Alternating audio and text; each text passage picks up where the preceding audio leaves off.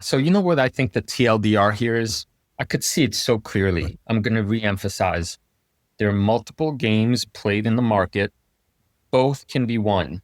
When somebody buys a company and then sells it because price is dropping. I'm a professional investor, so I call myself these days, and I've been an investor for over 20 years. I do not get the short-term game, like to the point that I think it's all just kind of nonsense and like mumbo jumbo. Start with not one portfolio, but whether it's one account or it doesn't, there's a way to divide your investment portfolio into, I would call, different buckets or cans, like you said. How would I feel if this doubled in value overnight? How would I feel if this halved in value overnight? And if you're not at peace with, both of those outcomes, then now is your chance to make those changes before the ass falls out of the market. For an advertising-free version of the show, check out patreon.com/Wall Street Wildlife.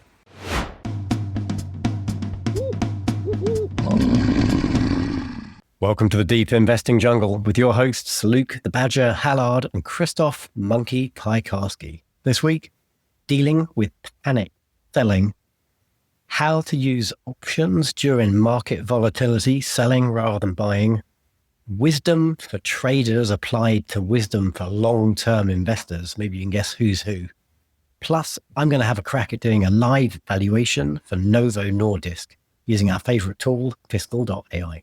Badge, usually we save our chit chat for last, but you sound a little groggy today. You sound a little, you're deeper in the jungle than usual. You're in like under some shadowy. Deep in the jingle. Yeah. Went for a bottomless brunch with a couple of very close friends on Saturday. One of whom is like a regular podcast listener. So shout out, hey Mike. And bottomless brunch turned into like a 12-hour drinking session of some very fancy venues in London. It was very good, but like this is the hangover that's like reached across time and is still watching me on Monday. Oh my God, we ain't spring chickens anymore. Remember when we used to be like 20, 21, 20, you do the things and the next day you're like, let me at them again. Let me at them again. And now we need 2 whole days? Yeah. God. I'm pretty good. I lived in Hong Kong for 6 months and that just made me immune to alcohol.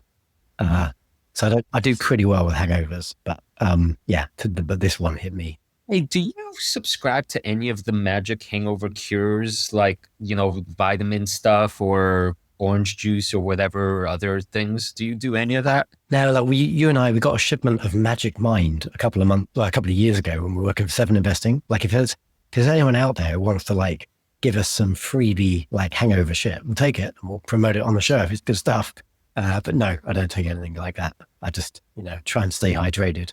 It's very weird. For me, hangovers last until approximately 8 p.m. the next day. Yeah. So I know I just need to make it to 8 p.m., the following day and then the clouds clear. But I'm sorry that you're joining us 2 days afterwards and you're still, anyway. Self-inflicted. Yeah.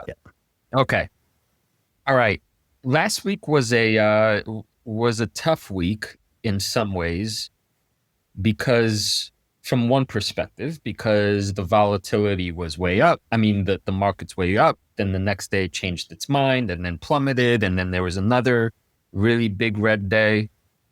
And to us old seasoned grizzly veterans, you're like, yeah. You forgot, Mr. Market forgot its meds. But for many people, most people, it could get really, really bad, and some really poor life altering or financial wealth altering decisions are made in these kinds of times of panic. They are. And I've got a really good practical example of exactly this that played out on my WhatsApp a couple of days ago that I would love to share with Wall Street Wildlife listeners, because I think this is quite instructive in a number of ways. Badge, before you go on with this example, I do want to make another sort of pitch for what it is we think we do here at Wall Street Wildlife. I think right now you could find on the interwebs a lot of, for lack of a better term, finance bros sharing their spreadsheets, and that's useful and that plays a part. But it's strange to say that I think in so many ways, the most important thing that people either get right or go horribly wrong is with paying attention to themselves and how their own minds work, the psychology, the behavior of all this. We talk about this endlessly. But they think to themselves probably, oh, that's squishy. Oh, that's soft stuff. Oh, you're going to tell me about meditation. You're going to tell me about breathing. You're going to blah, blah, blah. And yet that's precisely the ditch people fall into because it's so fundamental to the whole enterprise. If you can't control yourself, or if you're out of control, your emotions get the better of you, so on and so forth, you are going to make egregiously bad mistakes that no spreadsheet analysis could fix for you. So if you're a beginner listening to our show, or even if you're a seasoned vet, but you still find yourself making behavioral type mistakes, listen hard, because we hope to walk you through some things to watch out for and ways to get better. Yeah, good. A good intro to that. Because you're right. Like we're still in, like we're recording on the 20th of October today. It's nearly Halloween. We're still in the midst of this like incredible growth run where stocks are very expensive, but seemingly like new all-time highs almost every day. Okay, yeah, like occasionally we get like a bit of a down day, like we did, like last Friday, 10 days ago. But then the market seemingly recovers like the next day. And if you listen to episode 102 last week, we focused on like the dangers of leverage and people who got blown out of the market because they had like too much risk on. But even if you're like a simple investor and you've just picked what you feel are good quality companies and you have like a nice diversified portfolio, it can still be scary. You're not going to get blown out of the market because you're not leveraged. But if you see your portfolio go down by, a significant percentage and you're not ready for that, you're not emotionally prepared for that, you might panic. And I've got just a brilliant example of how this played out with a very close personal friend of my wife and I. It's not a real name. I'm going to call her Sarah for the purpose of this because I said I'll keep it anonymous. So Sarah, had a conversation with Sarah. She's been investing in her ISA, so doing it in like a tax efficient way. She and I had a chat maybe a year and a half ago, and she went from like investing in kind of meme stocks and garbage, and she started listening to actually the podcast and getting into it and the discipline and understanding what it meant to be an investor. And she's built actually a really nice diversified portfolio that actually are quite a nice mix of badger and monkey stocks, actually. She's got a few of her own ideas in there as well, which is brilliant, but she's got a lot of, I think, quality in her portfolio. And just this particular example was IREN, one of yours. Actually, we both own it, but one of your initial ideas. And IREN has gone absolutely bonkers. What's it, like a 4 or 5x the U, I think, something like that, like a 500% return, that ballpark. So Sarah had a chunk of cash in IREN. And this is hilarious, the timing, because we had a conversation on WhatsApp maybe just before like the big down day, a few days prior, like last Thursday, last Wednesday. And she was asking me, like, how do I know if I have too much money in this stock? And then you and I went on to have a conversation, and I posted some stuff on Twitter about it, about, is your position size correct? Have you got too much exposure, not enough exposure? And the good test being the can you sleep at night test. And so Sarah applied this thinking, said, I feel good. And she actually said, I don't feel worried, so all good about her IREN exposure. And then literally like 24 hours later, I get a message from her saying, just as you said, the stocks I have are volatile. They all went down. I sold my IREN shares in a panic yesterday, but happy to have made a good profit. I can buy back in again if they start going up.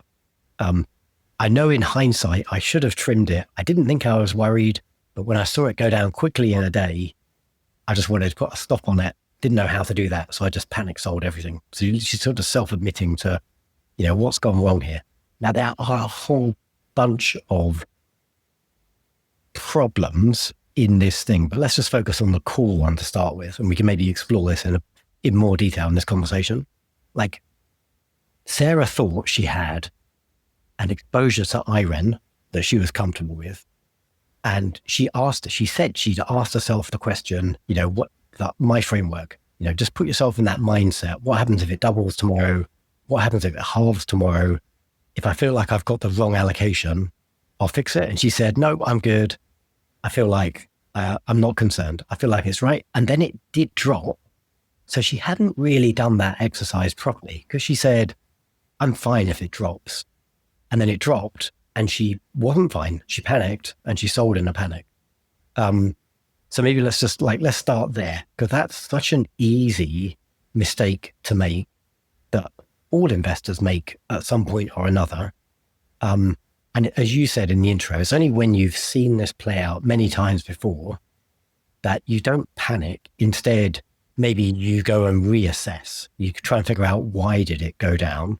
But you certainly don't do anything quick to respond. Yes, I'm searching for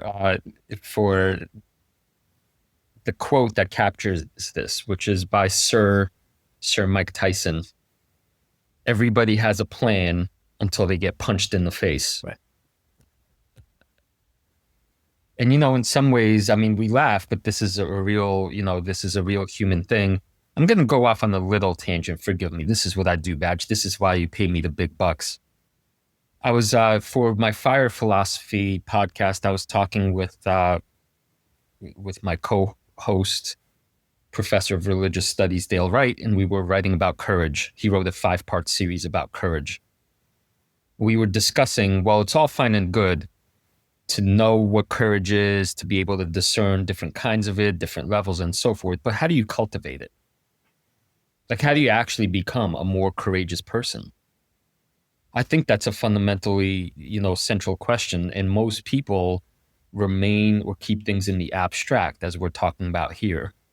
One of the things I said, this will not surprise you, at least on the level of courage that has to do with, let's say, bravery or, running into the fire to save somebody, to put somebody else's well-being ahead of your own. You need to actually practice it.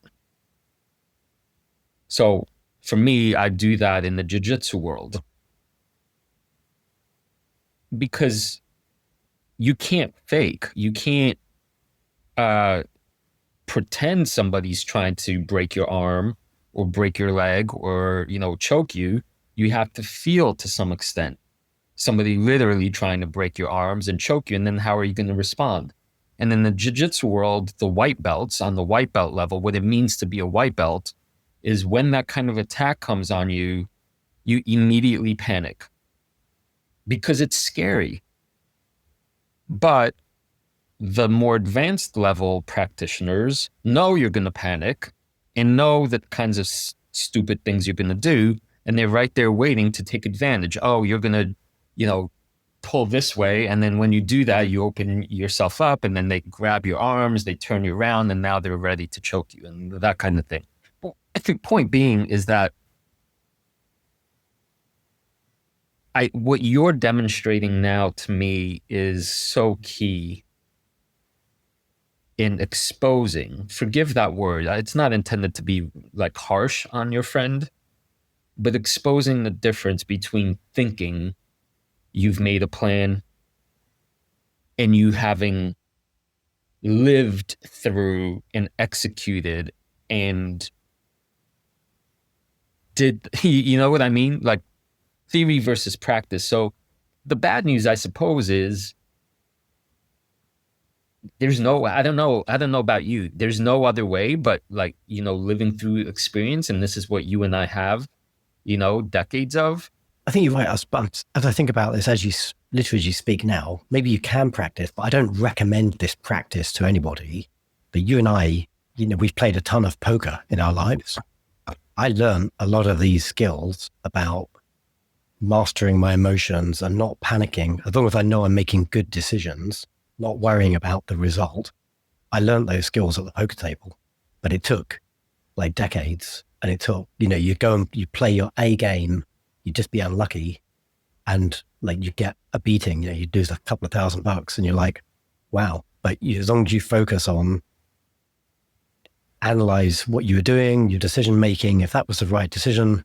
Everything else is just luck, just focus on the stuff you can control. So that taught me a lot about building that mental resilience as an investor. I don't recommend that because it's a totally different set of skills, and you don't want to get into the tens of thousands of hours I spent at the poker table. I'm sure could have been better spent in other areas of my life, but that was one way. I don't know how else you practice as an investor other than just being an investor and knowing that in your early years, like, you're going to make mistakes, it's going to hurt. But you're learning lessons that are stealing you for the future, because this isn't a 1, 2, 5 year thing. This is like a lifetime endeavor. I will admit to you, this is that because my poker playing career was now at least 8 years ago. When I now sit down at a poker table for the pleasure of the game, I could tell that I'm out of poker shape because not forget the math and forget, being rusty on some of the, analytical stuff, but I could feel my palms getting sweaty because I'm out of shape. Right. And there's no other way. I mean, in that world, then, it's different, at the start of the round versus how I feel later in the evening when I've just settled in and, took some bad beats and, whatever happened. But right. So there is that exposure. And also, if I could add, as our resident Zen teacher, mindfulness and meditation has I think a bad, it's not a bad name, but it's been co-opted and corrupted by commercial interests. But in the purest sense, which I feel qualified to speak to, and I would recommend as a practice, can you sit still on in the Zen world on a cushion looking at a wall for something like 10 to 15 minutes, still and silent, just looking at a wall? And when I do this with my students in the classroom, I start each classroom doing this between 5 and 10 minutes. I have the peripheral vision to see most students, because they're not practiced. They're shuffling their feet, they're moving their arms. Every itch that comes to mind, they scratch. That is the kind of, call it habitual reactivity, that most humans are prone to. A signal comes to mind and you do something. And the practice of Zen meditation is to literally just be, just sit there, just watch your anxiety, watch your boredom, watch your anger, watch your sense of ease or joy or whatever else might come up with.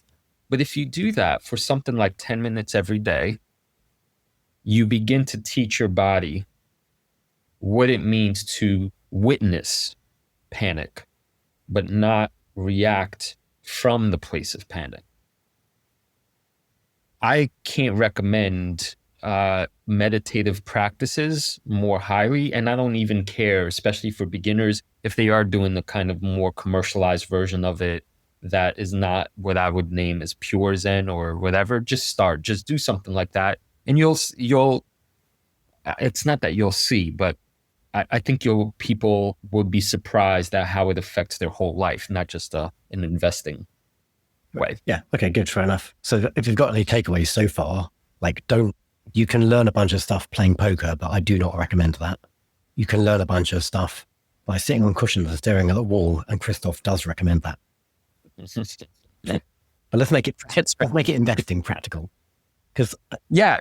And you know what? Because we have a Patreon community, I am totally volunteering myself, because I teach this stuff, for anybody who has any questions around anything around these topics to please go into our jungle lounge and say, okay, we listened to your podcast and no, you're serious. This is serious and it has serious repercussions. How do I X, or what about Y? And we'll be happy to talk you through, or, bring another one of your questions to the next pod. But I'm speaking for myself. I'm not monkeying around when I say this is a profound practice, or these are profound practices that will make a difference for you as an investor.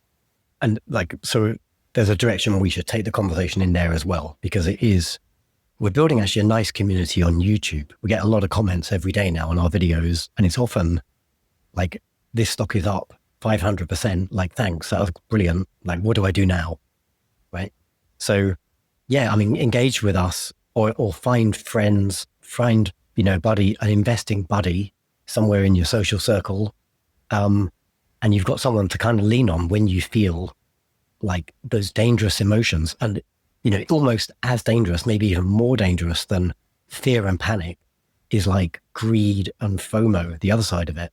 Because that's when you're gonna, like the guys who got blown out of the market because they were over leveraged in crypto, they got greedy. Like they were, fundamentally they were owning potentially a good quality asset in some cases, maybe not in every case, but just the way they approached it with such greed, having like 10x, 50x leverage, that screwed them. That was how they went wrong. Yeah. And I've fallen into the greed trap plenty of times in the course of 28 years, because we're human. That's the point. I don't know. I don't like the holier than thou aspect. And that's one of the things I think we try to name all the time. I mean, I think of myself as conscientious. I think of myself as a person whose role in the world is to do good. And as a human animal, right? I want more sometimes. I want more for myself and my family and my friends. And then everyone's subject to that. So it's not like anyone's born a saint. Some people are born saints, but most people have to work through this kind of thing. Right. Badge, I think this would be a perfect time for me to read a quote from a trader that I am familiar with in the trading community, because I thought it was quite insightful and useful for us as more long-term investors. This person said, "Your inner belief state determines your reaction to uncertainty. Doubt amplifies noise. Conviction collapses it. That's why trading psychology isn't a side discipline, it's the core. You're not trading assets, you're trading your relationship to uncertainty." Now, for the 20th time, there's multiple games that are played at different levels. This guy is talking about the short-term game. So forget the stuff about not trading assets, forget the trading bit. I think this applies as equally to what it means to be a long-term investor. Yeah.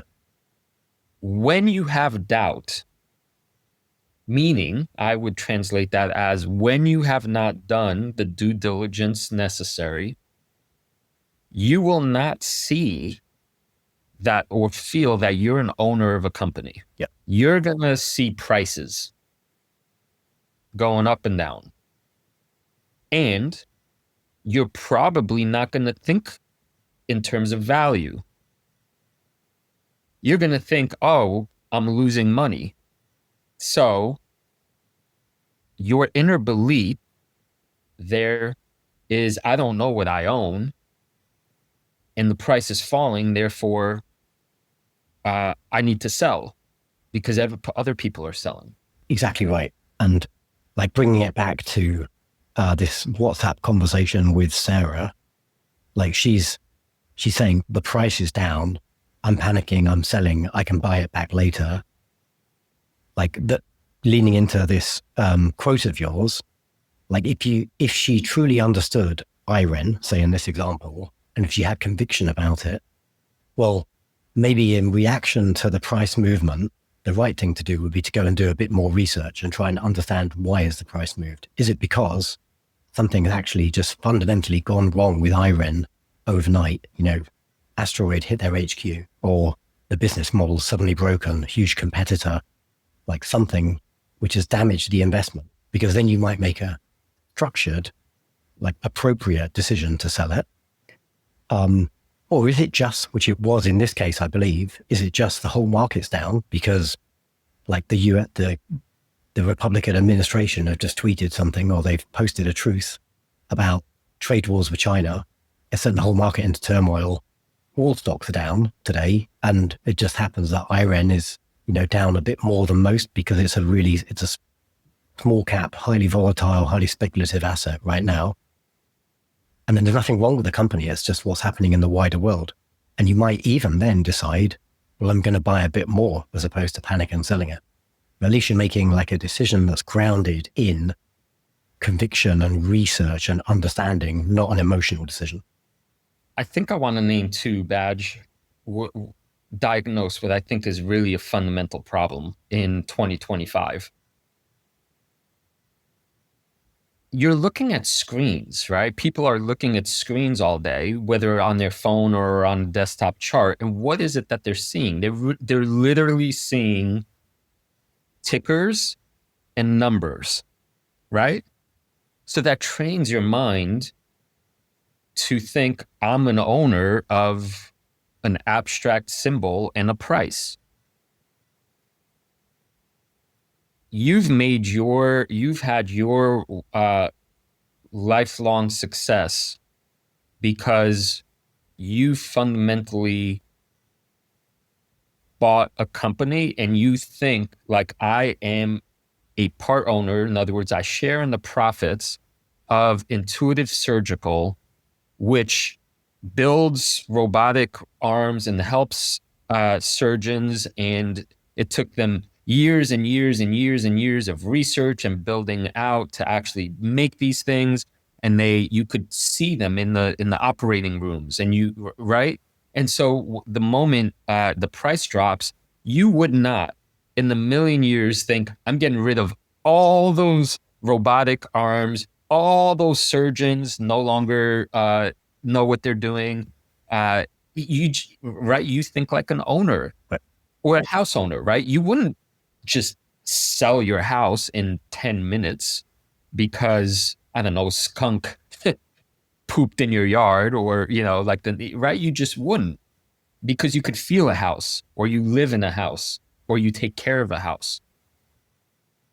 And I guess this rant is a little bit about for people who are prone to the panicking or haven't worked through the panic stuff, is maybe read in 2025 more investor slide presentations where you see the physical things in the real world, right? Or maybe you take like you did, brilliant, Amazon. You went and you took yourself to the factory. That I remember that episode, whatever number it was, you came back to talk about your trip to the warehouse with a little shine in your cheeks. You were like, holy smokes, Amazon, like you couldn't believe, right, what it felt like to be inside that factory. And it changed you as an owner of that particular company, did it not? Yeah, right. Absolutely. Like it's so valuable to be a customer of the companies that you own stock in and like stepping inside the business. If you get the opportunity, not every company is going to let you have a tour of the facilities, and Amazon do, but you can become a customer of most stuff that you might own in your portfolio. Maybe not like an IREN to bit, unless you're like, buying data center capacity or something, or you're like an energy company. Maybe not like an Intuitive Surgical, because you probably don't want to wish yourself onto the operating theater. But there's a ton of other companies you might own that you can, viscerally own and go, oh, I'm visiting Disney World. I'm a part owner of Disney. Like I just bought my ticket and I'm kind of paying myself. If I could bring this now back to your friend and IREN. Here's the difference between me and her. No disrespect. I found IREN, back in early 24. So it's been a year and a year and a half that I've been listening to earnings calls, reading the presentations, following people on X, studying Bitcoin and the AI stuff, right? So I don't know. If I were to tally up all those hours, badge, like between, that's in the hundreds of hours now. And so IREN is my, I think, third largest position, Yep. both in the jungle portfolio and my urban portfolio. So IREN falls last week. The only thing, like, what did I think to sort of take it to the level of this conversation? I was like, the thesis is that every megawatt hour will be sold because there's this obscene demand supply imbalance between how much electricity we need versus how much is available. Every megawatt hour will be sold, and AI, the thesis says, is just getting started. So this is going to be a thing that runs for 5, 10, 15, 20. I mean, maybe, forever, like the internet is still a thing, right? And IREN, from my understanding, is the company that is the gold standard of what they built, how they built it, and why they built it the way they did. And all of a sudden, the price drops, whatever, 10%, and I'm just going to sell what took 10 years to build and has a future runway of 20 years. Didn't even cross my mind. It was just not one of my options. I'm like a monkey's choices of, okay, how do I do this? Not even on my mind. Segue. You know what I did do? No.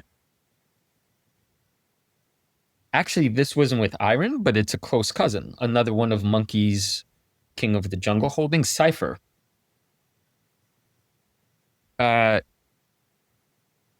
Same scenario. Data mining center plummets hard.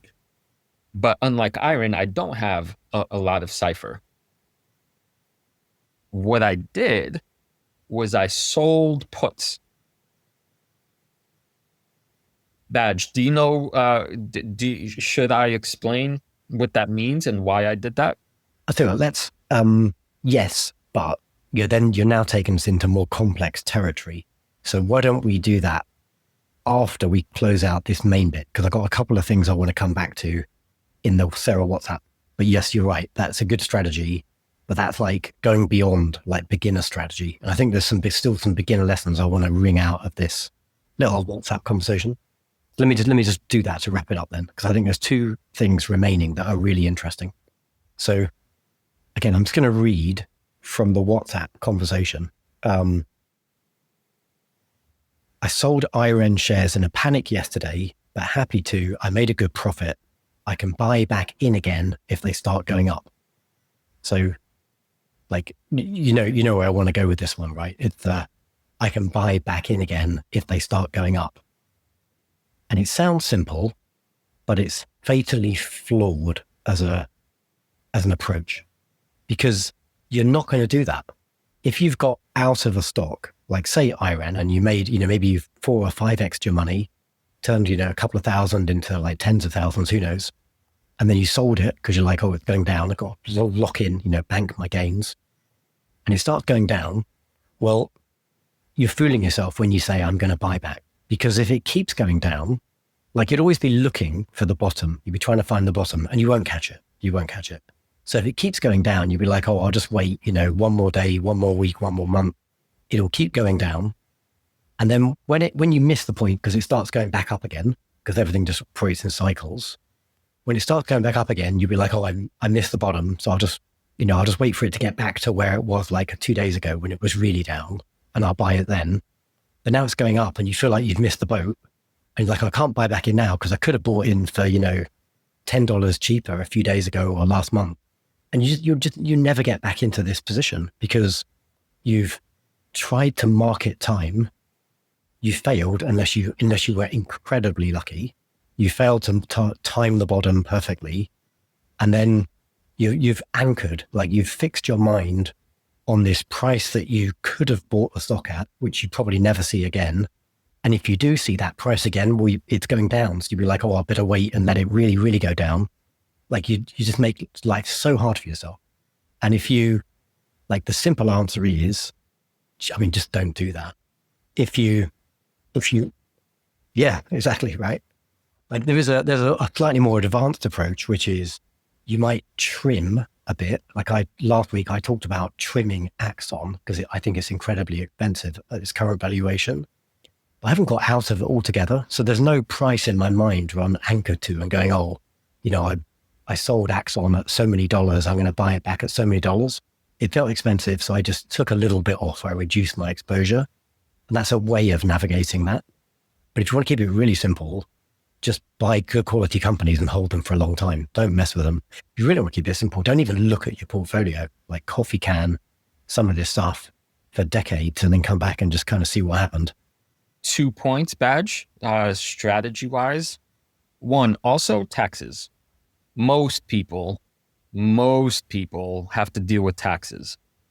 So I another thing I found that the very hard way, when you kind of sell in and out, you're costing yourself money. Yep. The moment you sell a position, if you have gains, you owe money. So you're literally triggering a outflow of capital versus doing nothing. The second point is on the back of what you just said, Badge. I think this is sound for investors of all levels of experience. Start with not one portfolio, but whether it's one account or it doesn't, there's a way to divide your investment portfolio into, I would call, different buckets or cans, like you said. And as a start, I would do something like 90% is your long-term stuff and 10% is, call it, monkey business. But the 90% one, and of course it's personal to everybody, and that would require different kinds of analysis. But for argument's sake, in the 90% portfolio, once you buy something, you ain't selling unless a thesis that breaks. Yep. In the 10% one, because it's only 10%, in theory, it's not, you can give yourself a little bit more, call it the momentum stuff. And I don't want to take us to the field, but what I'm trying to emphasize is proportionally, the 90%, if that continues to just sit there and do nothing, you're going to be way more than fine. And then you could give the smaller one over to your impulses and you could feel like you're doing something. And then you learn whether it's being effective or you're playing a game and you're losing at it and you make adjustments. But even if you completely screw that up, your 90% will still be fine. Yeah. And if you're like totally new as an investor, like your 90% might just be like some index trackers and, big funds and like market tracking stuff. And maybe your 10% is like, this is the money I'm going to learn my lessons with, where I'm going to make mistakes with, feel the emotions, and then, build my skill set over time. Yeah. Yeah. Yeah. I want to add on to your comment about tax because it's a really good one. Like there is a real cost. If you do what Sarah did and, you buy a stock and it goes up and then you sell it and you plan to buy it back, even if you were successful in doing that, there's a cost every time you trade. So Sarah's account is an ISA. So it's like a tax efficient type of trading account in the UK, but like a Roth in the US. So she doesn't have any capital gains, but there's still a true cost to her because there's a bid-ask spread. And if you're using like a really simplified trading platform like Trading 212, which is what I use in the UK for my King of the Jungle portfolio, and it's a good product for smaller accounts. Like they don't even show you the spread. They sort of simplify it. They're just one price. But if you were to go onto there and you were to try and buy a stock and then sell it like a couple of seconds later, if the price hadn't moved, you will lose a little bit of money. like when you simplistically, so you go to the foreign exchange bureau, you want to change like your dollars into euros because you're visiting Paris or something. There's like the buy price and the sell price. Well, stocks have that as well. And the gap is known as the spread. And if you trade too often, you're going to pay the spread a lot of times. And and eventually that could wipe you out. It's a fee. Plus, it's slightly worse for ISAs in the UK. I mean, they're incredible accounts. We should all have one. Like, well done to Sarah for having one, but you have to settle into sterling. So she does actually pay the US dollar to pound exchange rate every time she trades.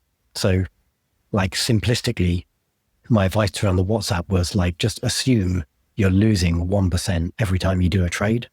And it might only seem like it's only 1%, but if you sell everything and it's like, say, £10,000 and you buy it back, well, that costs you like £100 twice in those 1%. So like they do add up.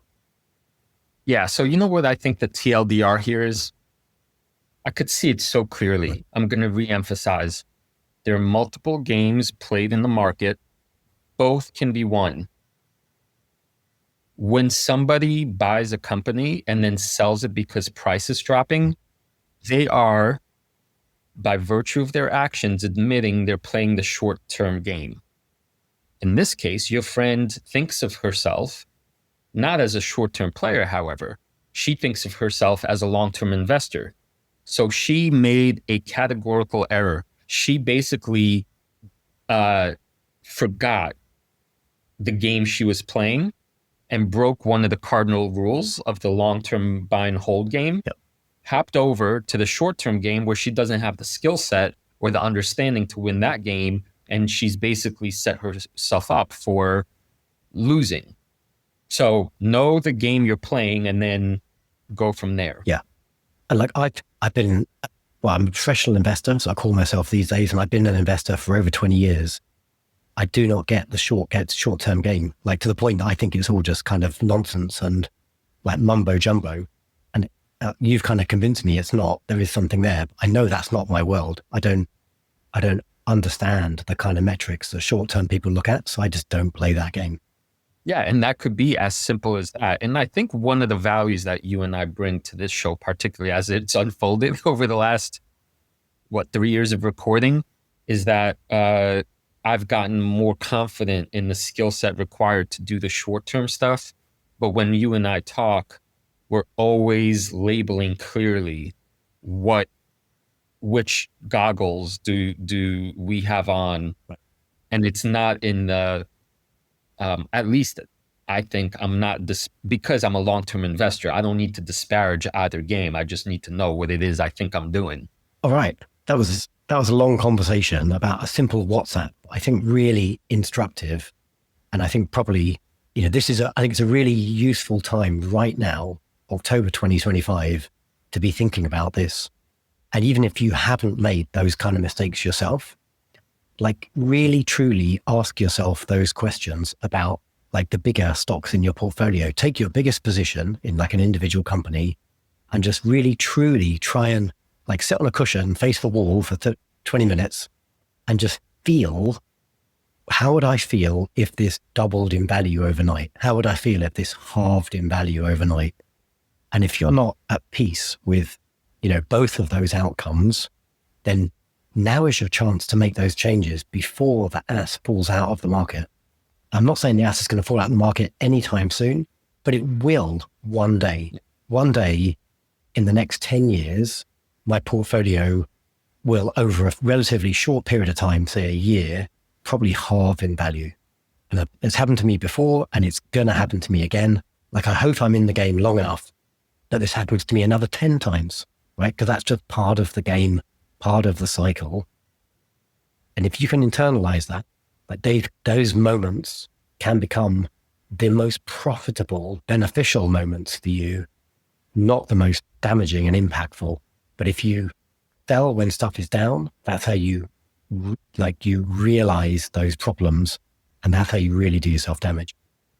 It's unfortunate, Badge, but the stage that we're in, we could see because there's a lot of Patreons joining our community. Our YouTube channel numbers are going up. It's always just so I don't know if tragic is the word quite, but it's so unfortunate that we know ahead of time, for better or worse, that most people, they're joining because things are good and everybody feels smart. But We're not complaining. We love having as many people listen to us as possible. Pop quiz. What's going to happen, do you think, to our numbers and our rate of growth when the market dives 15%? Yeah. How many subscription cancellations are we going to get? Well, not just that, like we're going to get a ton. We're also going to get a ton of like flat and people chucking shit at us because they're like, you guys suck. You've cost me a fortune. You told me to buy this stock. It's gone down.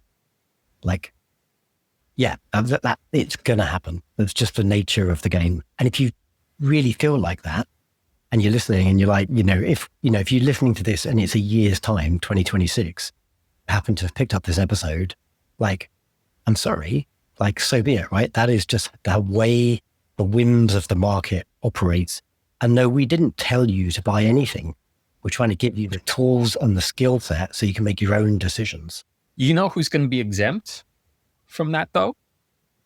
I think legitimately, I think our Patreons that are paid Patreons, I'm legitimately saying I think they have the highest odds of not jumping ship when things get bad because they've already upfront said we're going to pay you because we take you seriously, and therefore they've listened to these podcasts and we're pounding the drums now about the inevitability of this correction, and at least hopefully the majority of them have taken these warnings seriously, and when things crash, they won't cancel the subscription because they'll have thought through a bunch of this stuff. 2, you know how I legitimately think of the difference between a beginner and a experienced investor? And this is a little bit from the options world and the short-term thing. Experienced people, experienced investors, traders take advantage of volatility. Right. For both mathematical reasons and for pragmatic reasons.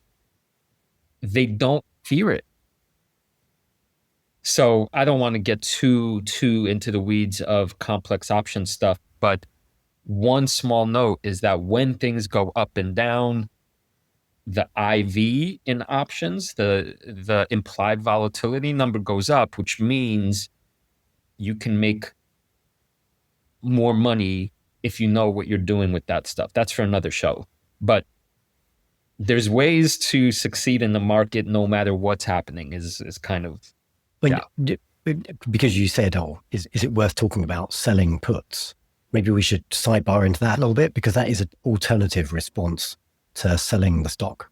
Yeah, absolutely. So maybe let's save that for next episode. Sure. And I will just preview that by saying, when you open my Robinhood app, when I this weekend, when I was processing a lot of what happened last week, and I opened up my Robinhood app and I looked at the first 10 the 10 lines of what I hold, and the first thing Robinhood shows you is options. The stock stuff is below.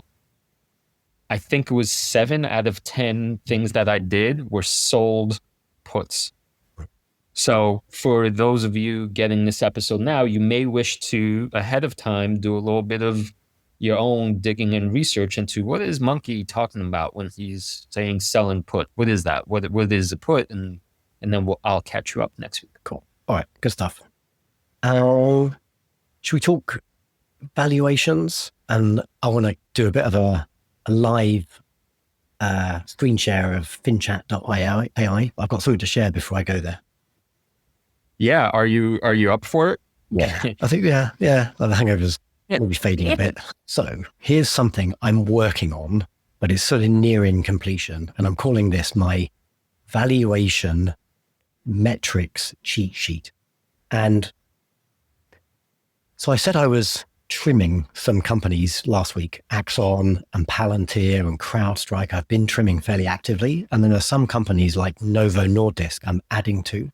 Well, that isn't arbitrary. It's grounded in like a bit of thinking and planning.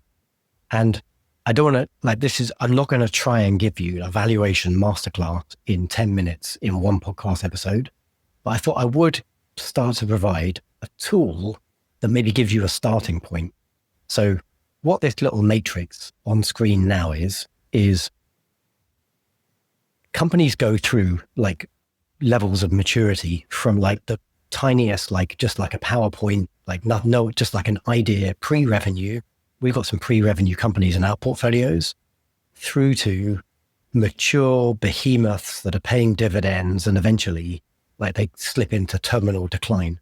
But typically, the company life cycle, it starts small, then it starts generating revenue, then it really starts investing in itself and it scales up and it goes through like a growth phase. And personally, I find that like the really exciting part of its life cycle to catch company in. And that might last, from being an idea to being a growth company, that might be like a couple of years. And then maybe, the best companies stay in that growth phase for decades sometimes. But eventually, all companies mature. They become old. They get their free bus pass and their grey hair. They start or die. Well, yeah, and it's like mature on the road to death, or maybe you have like an untimely death, right? You step in front of a bus because you did something really dumb and you just blew up your business. Of course, there's lots of ways to destroy shareholder value. But anyway, like the purpose of this matrix is, as you go through these maturity phases, there are typically different kinds of valuation metric you can look at. And if we just try and keep this really simple, like if you're a really young company and you're pre-revenue, like you don't really have any numbers. So the only way you can really value a pre-revenue company is based on its future potential. You can look at like, have they got any patents? You can say, what the quality of the management, maybe they've got like a CEO or founder who's had like success and they've exited companies in the past. Maybe they've just got like a brilliant plan and they're in like the right space at the right time with the right idea. So, but it's all that kind of subjective stuff you use to value a company at the earlier stages.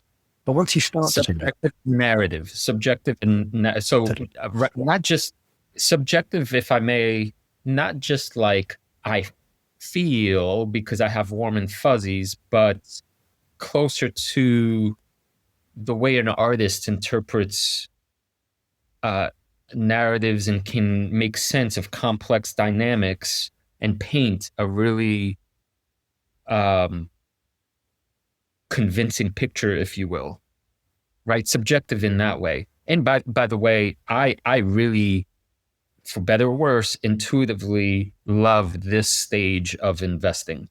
That's what I'm good at. It's what interests me. It's what I've developed an intuition for. ASTS being currently, for like a great example of this category. Agree. And like, with you're taking very high risk when you invest at that stage of the life cycle, but you also have correspondingly very high return if the business is successful.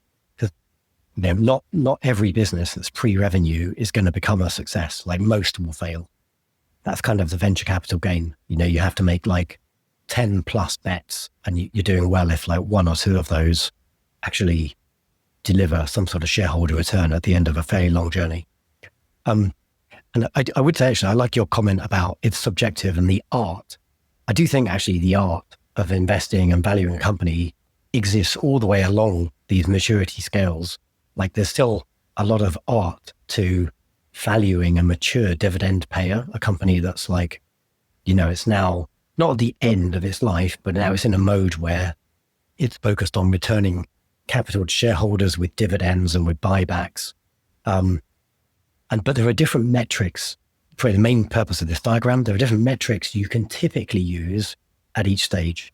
And so what I wanted to share here with my cheat sheet is some of the metrics that you could theoretically use at each stage, depending on the type of the company, because a software technology company is really very different to like a financials or a banking company or like a consumer staples company that's selling like commodity products. And so, and this isn't precise. This is a guideline, but it's intended to give you a starting point. And so I thought I would then now apply this to a particular company just to show like one lens in, and also we can do a bit of fiscal.ai-ing, because you did quite a nice screen share of PayPal last week. I thought I would do the same thing for Novo Nordisk. All right, let's get back into it. So fiscal.ai is, Krzysztof, and my favorite investing, like metrics, tracking, research, understanding the numbers tool. And when you go to Fiscal AI, it's as simple as literally just like typing in the ticker or the name. And on the very first page, you've got a bunch of really useful headline numbers that tell you about the company. But one thing I'm going to do today is I want to do a bit of charting. So, because I want to look at not just this one company, I want to use my valuation cheat sheet. So actually, let's just think about that quickly. So Novo Nordisk is like big pharma. They manufacture typically like originally diabetes medication, and now like the business is leaning more into Ozempic and Wegovy, like the weight loss drugs, but it's basically pharmaceuticals. And they're selling most of those into the US. Like the US is probably more than half of their market. But they are a mature company that is paying a dividend, currently a dividend yield of 3.2%. So if we were to go back to my valuation metrics cheat sheet, this will probably be in like stage 4 or 5, mature growth, or maybe even mature dividend player. And I would actually probably think about this one as being maybe like an industrials manufacturing kind of company. And so typically the kind of metrics in my cheat sheet that I would try and look at would be PE, price to earnings, and also I'd be looking at dividend yield, and then maybe some other sort of finessing metrics like inventory turnover, and return on assets. But let's just focus on PE, because I think that's if we know nothing, it's a good place to start when we look at a company like this. So we can see the PE, price to earnings, for Novo Nordisk today is 16.1. Let's just quickly explain, like you probably know what PE is. Let's just quickly explain exactly what PE is. So you've got, if I'm going to use sort of simple language here, you've got like the value of the entire company, which is based on all the, everything it does and all the money it makes, and it sells stuff and it has to pay for those things. And if you look at we can actually do it in fiscal.ai. If you go to the financials tab, you can look at the 3 financial statements, the income statement, the balance sheet, and the cash flow statement. So every company will have these 3 financial statements.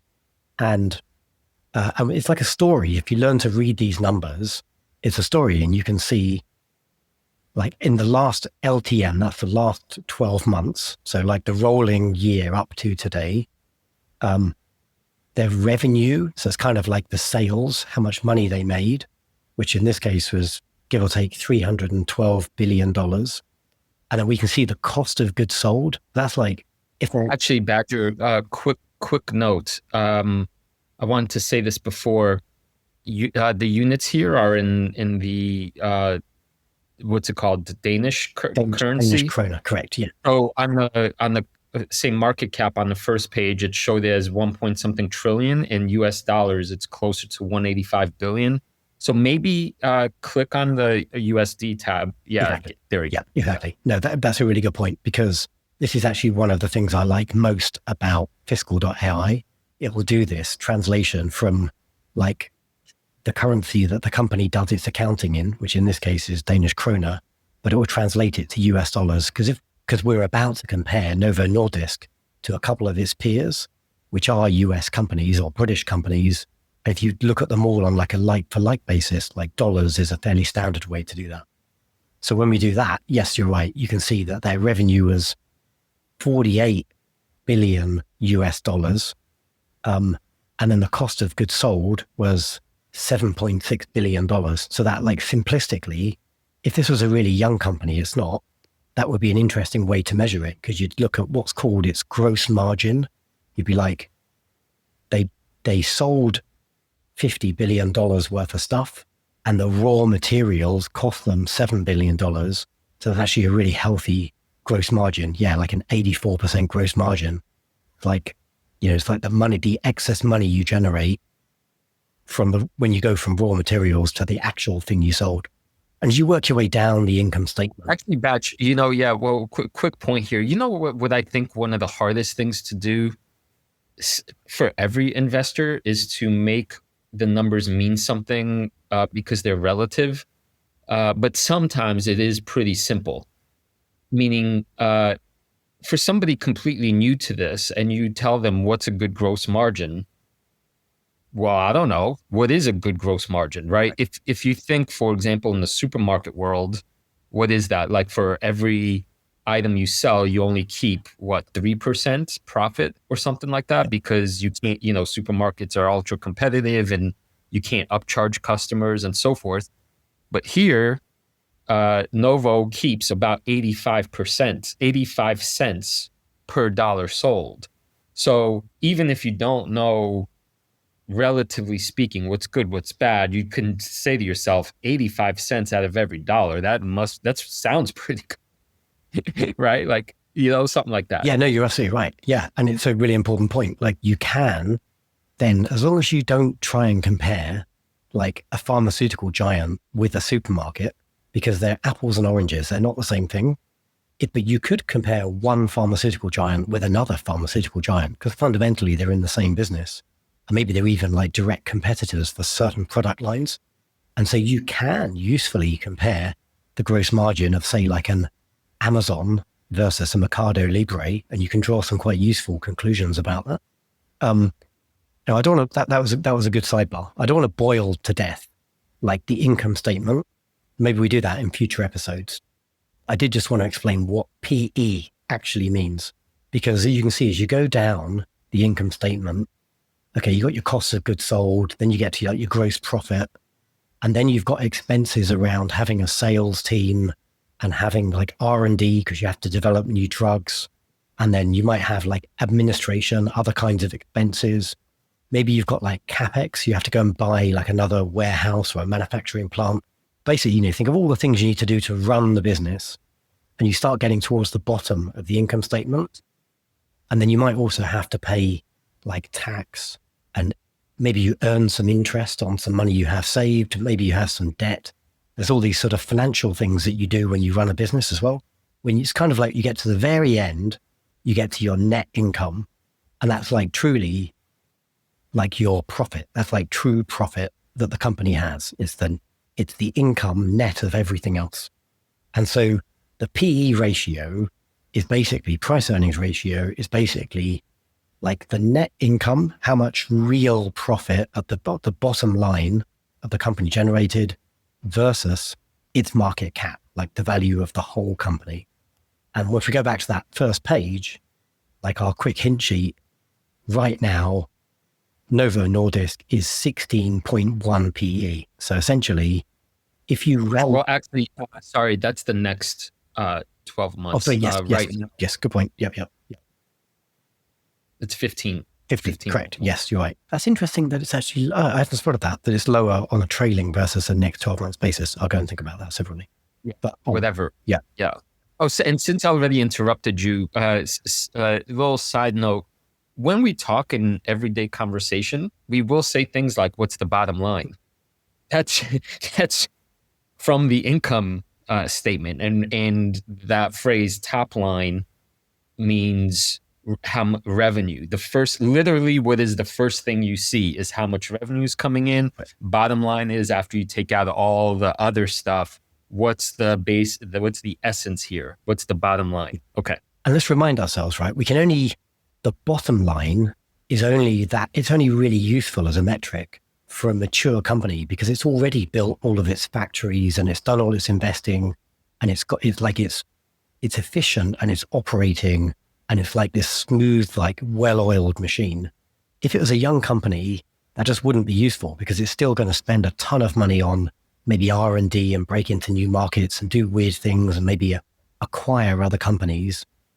When you're like a big behemoth that's like multi-hundreds of billions of dollars, it's unlikely or it's rare that you'll make an acquisition or, change the business fundamentally. But you're much more likely to do that when you're a younger company because you're still kind of finding your feet. So that's why like the PE ratio is really generally, everything here is a generalization, generally most useful to mature, big, established companies. Let's use that. And if I may, another one of these sidebars, which I think for many beginners is not obvious. Because not everyone took accounting and not everybody looked at income sheets before. But when you are not making money, in other words, you're still in that, as Badger said earlier, build-up phase, and you look at that bottom line, you will often see numbers in parentheses. And when the number is in parentheses, that means it's a loss. Uh-huh. So that means in that year, the company lost that amount of money. And that's why this is maybe setting you up. When a company is losing money, I don't actually know how the algos sometimes compute it, or sometimes they play games with this. So sometimes you'll see price per earnings not available because literally, if you're losing money, you're not earning something. So it's like you can't divide by zero. So they'll show just NA or something. But sometimes it shows a negative number, like negative 340. And that's a little confusing. But the point being is, don't worry about that ratio if in fact it's negative or in parentheses. All right. So while you were chatting there, I just built live just a very simple chart for Novo Nordisk. And so if you're not on the YouTubes, like get on the YouTubes because that's where we're like starting to show this stuff. Get off your lazy bum and get on the YouTubes. But essentially I've pulled some industry comparators. So I did a bit of research on the side just to say, like, who are the main competitors to Novo Nordisk? The really obvious one is Eli Lilly, because they're both competing for the same market around weight loss drugs. But also I just want some like big pharma comparables. So I've also just somewhat arbitrarily pulled in Pfizer and AstraZeneca.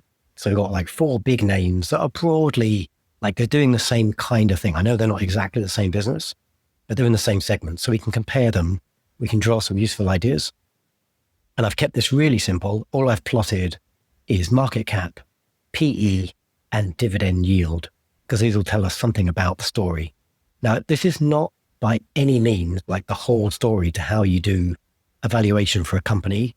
There is so much art and there are hundreds of numbers you have to dig into. You have to listen to the earnings calls and read the quarterly reports. But this is like one of the many things you do where you can start to get some piece of the story that you can then like slot into your understanding. So I'm just doing this stuff live, right? So I'm just what I want to do, I want to get to like a nice pretty picture where I can just see in outline, like the story of what's happening to these companies. So here we got them. I've put this as by metric because I've got 3 different metrics. In Fiscal AI, if I set it a single panel, like it's unreadable, I've got like 3 metrics for 4 companies. So it's like 12 things here. You can't compare them. So I typically like to do it by metric because then I can look at each part of the story at a time. And we've got this in US dollars. So we're going to see like for like rather than local currency. My first part of the story is market cap. So Novo Nordisk is green in this picture. Might be a different color for you, but it's green to me. And if I go here, I can see the market cap of Novo Nordisk today is 260 billion US dollars. And I can see that actually that's pretty much equivalent to AstraZeneca. They're both about the same size company. And Eli Lilly are massive. They're like 3 times bigger. And Pfizer are about half the size. I'm just getting a feel of where they are in the market. But let's look at what's happened. Like actually, the other 3 players have all been relatively stable on a market cap perspective over the last, say the last year to 2 years. But Novo Nordisk has taken a pounding. That's like my green line. And the market cap has more than halved since its peak, which looked like directionally, sort of June 2024, it was a $660 billion company. Today, it's like a $240 billion company. So it's taken a massive hit. So the first thing we can infer is, like, we have to ask ourselves why, why has the valuation bombed? And that's where you have to start looking at much more information, looking at the narrative. And there were good reasons. They basically screwed up their execution. They had this amazing opportunity with weak UVI, and they made a bit of a mess of it in terms of execution. But, once we know that, we can then ask ourselves, well, what's coming up? And have the company address those issues? Or are they fundamentally thesis breaking issues? And that green line is going to keep going like south until the company's worth like next to nothing and it dissolves. And now we said we'd look at a valuation metric, so PE. So the reason I wanted to screen share this is if you're not on the YouTubes, like, we've got our 4 companies here, and a couple of them, my orange and my purple one, so Pfizer and AstraZeneca, actually had like massive PE spikes or troughs. So it makes it quite hard to see what the hell's going on. So I'm just going to like lock down the time frame and just report. I need things to go a bit tighter. You can see what I'm doing here. I'm just going back to like the last 12 months. And I've literally just like zoomed to the most recent 12 months. So I can get just a feel of like the trajectory of the PE as a simple valuation metric and how Novo Nordisk is stacked up against its 3 peers. And we can see here, actually, like the whole sector has come down a little bit. Maybe AstraZeneca PE has increased a little bit over the last 12 months. But the other 3 guys, we can see here nice and clearly, like, we used to be able to buy Novo Nordisk about a year ago for 28 times earnings. And now we can buy it for 14 times earnings. So notwithstanding everything else, it's like, in some ways, like half the value it used to be. And then because I'm looking at an investment like this in my own portfolio from the perspective of it being an income investment, I want to get a feel of the dividend yield and how that's the trajectory of that over time. So again, these are all actually mature dividend paying companies. And right now I'm getting a 3.2% yield if I own Novo Nordisk, and I'm getting less than that on the other 2. But Pfizer is paying like a massive 7% dividend yield. So you might look at that and go, well, clearly, if you want income, just go buy Pfizer. But you'd need to go and do a lot more work because you might be buying what's known as a dividend trap. Right. So there we are. I've just done a little bit of literally like surface level analysis just to get a feel of what's going on with Novo Nordisk. And the main thing I wanted to share here was not some big conclusion about the company, but just how you use a tool like Fiscal AI to start to get some of these insights. And we could bring in things like gross margin. But actually, let's do it. I'm intrigued. Gross profit margin, because we saw that was pretty healthy for Novo Nordisk. I've got no idea how it compares to the other guys. Oh, look at that. Gross profit margin of 84%, which is actually broadly comparable to to Lilly and to AstraZeneca. For some reason, Pfizer, maybe it's a slightly different kind of business model, quite a bit lower profit margin. But that's actually nice to know that Novo Nordisk's profit margin is the highest and also seems to be like sustained highest, whereas the other guys have bounced around a little bit more. So that's actually, I would take that, notwithstanding anything else, I would take that as a fairly good sign. Thanks for that, Badge. The main comment I have is that I want to say 85% of beginning investors, when they say, I want to buy a company because it's cheap, unfortunately, all they're looking at is the price, which tells you nothing. It literally, I don't know how to emphasize this more than when you see the cost of a stock, it literally does not tell you anything about how cheap or expensive it is. You need the relative comparison between how much a share costs versus how much money they make, at least in this world of mature companies. So, God, what was my point? Oh yeah, the point was that the very first step a beginner needs to take is exactly what you did. You you not only call up the PE, but then you compare it to other PEs. And only then can you begin very roughly saying this is cheap or this is fairly priced or expensive on a rough cursory overview level. At least if you've taken these steps, you're not making a fundamental categorical egregious error of not knowing what you're talking about. So thank you. Yeah, thank you for that. May I now add the next layer? Yes, please. The lines you see here are lines I drew when we last talked about Novo Nordisk, which was several weeks ago. Actually, I could count the weeks ago because I could see the lines 1, 2, 3, 4, 5, 6, 7, 8. 12 weeks ago. So 3 months ago, I suppose now, when this was a topic of conversation. Here's the point. What you're looking at on the YouTubes is a weekly chart of Novo Nordisk. I think for long-term investors, weekly is the sweet spot when you're deciding what time frame to look at. That's because it's in between, call it the monthly, very, very high level overview and the daily where you could see more of the gyrations. And the weekly does give you a pretty clear shape, right? You could see the shape of this company's value. So I suppose 3 months ago when I drew that blue arrow down, that was right when we had that big purple drop in price. And on that episode, I basically said, from the momentum perspective, from the trading perspective, you don't want to buy at this moment because the momentum, if you zoom out the 20 weeks from that peak, it is clearly going down. There's the little jags, there's the little jaggedy jags, but if you're buying Novo Nordisk at that point, you are literally buying against the momentum of the market. So that's, I would say, a yellow/red flag. Like you have to, I think the full statement I said is you have to have a very clear reason where you are saying you know more than the market, and you very well might. So what is it that happened after I said I wouldn't buy this here? We saw that for the following, 4 weeks, I was wrong, because then you see the green bars actually kind of going back up. And at one point, see that orange box that I drew?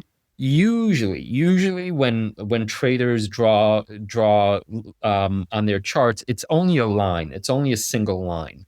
And that line is meant to represent where is the bottom, which is called support, and where is the top, which is called resistance. And here, it's a visual thing. It's actually not complicated. All I did was zoom out, and I saw way back years ago, there was this area where the lines were kind of bouncing between. Badge, you could see that, right?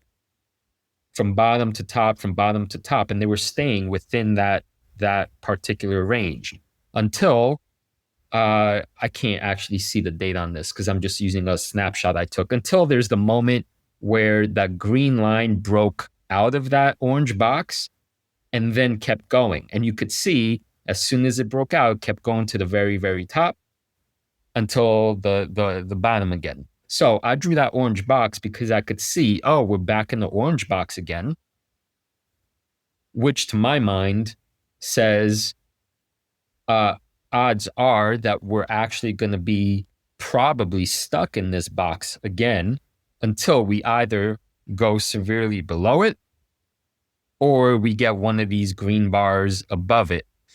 And what happened was, interestingly, there's a little tricky thing, is that you could see one of the weeks after I made this chart, that green bar actually closed above, right?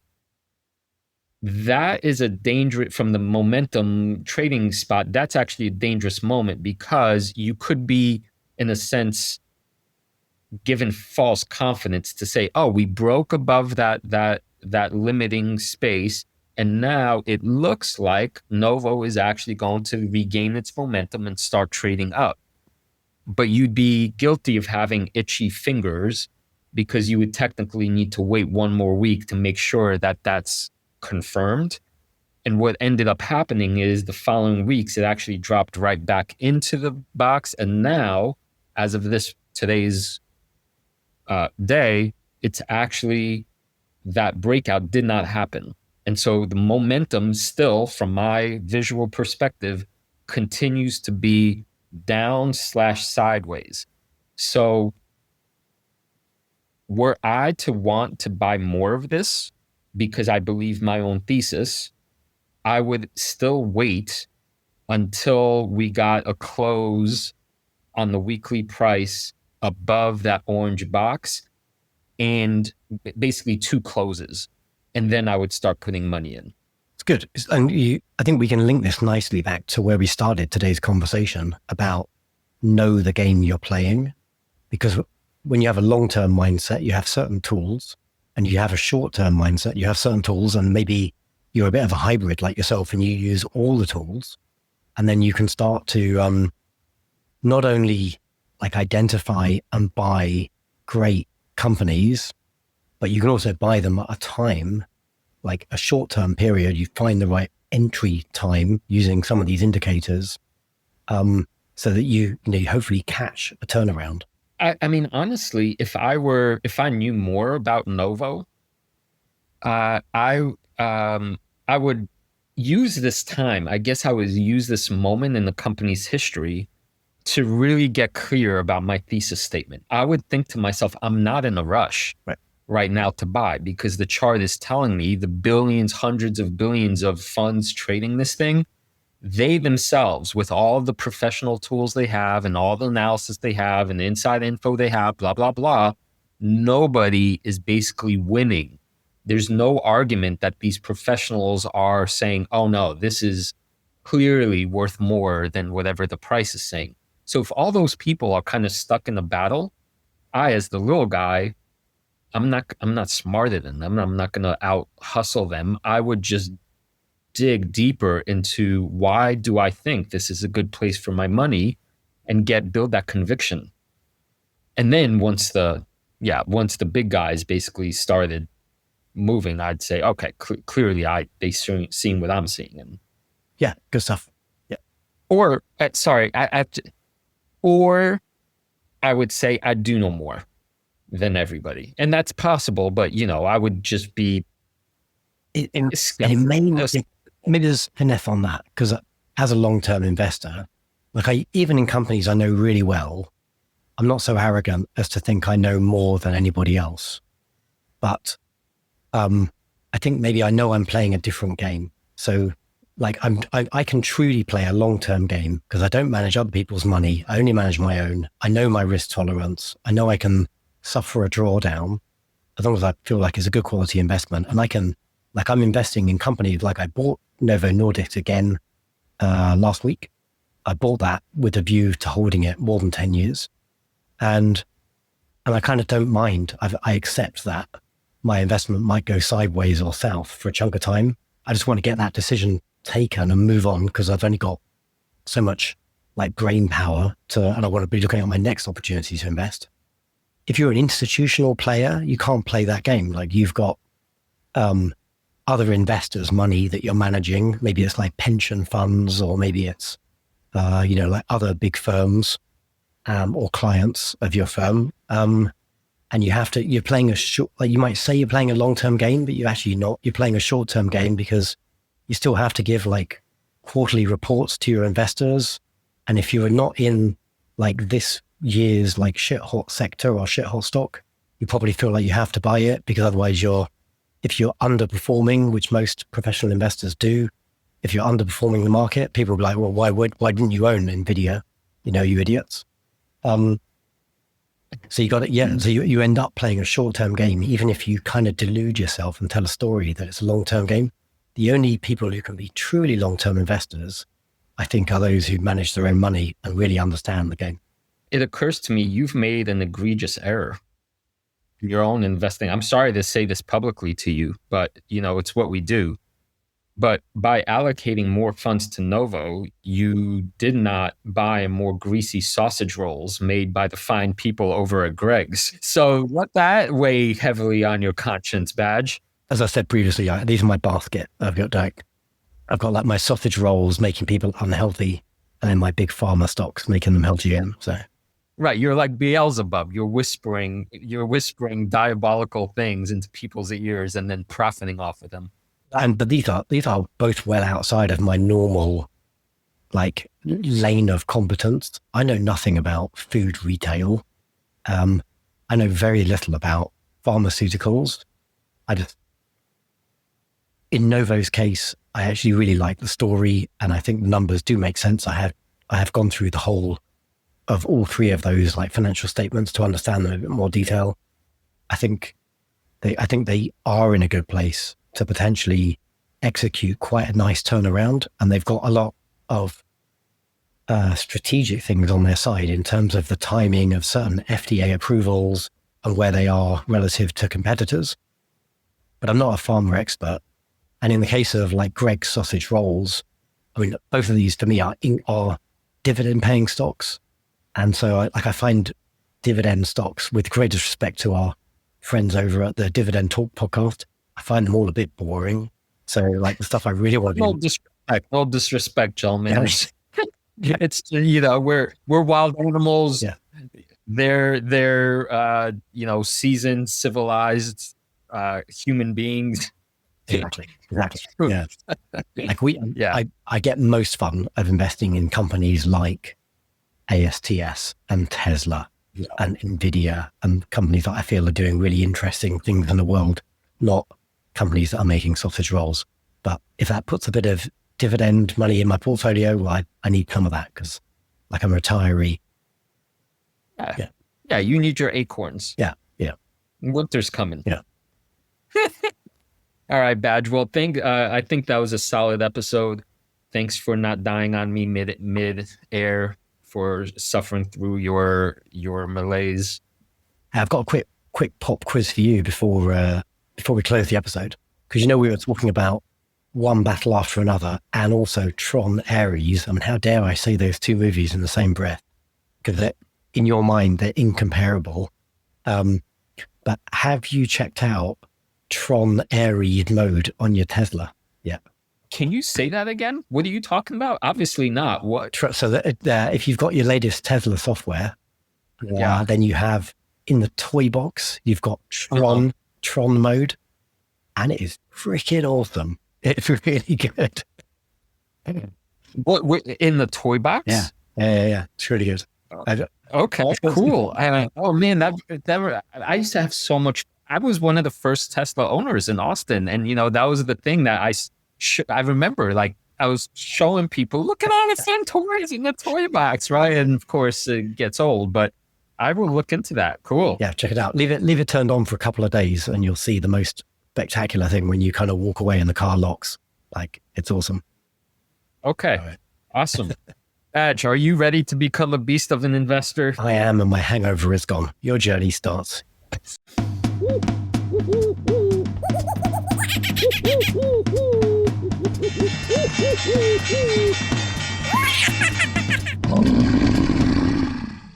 A reminder that the people on this program may hold positions in the companies that are mentioned. Buying and selling stock carries financial risk, which could include loss of capital. The views in this program should not be taken as personalized advice. Before acting on any of the information provided, listeners are encouraged to consult a financial or tax professional.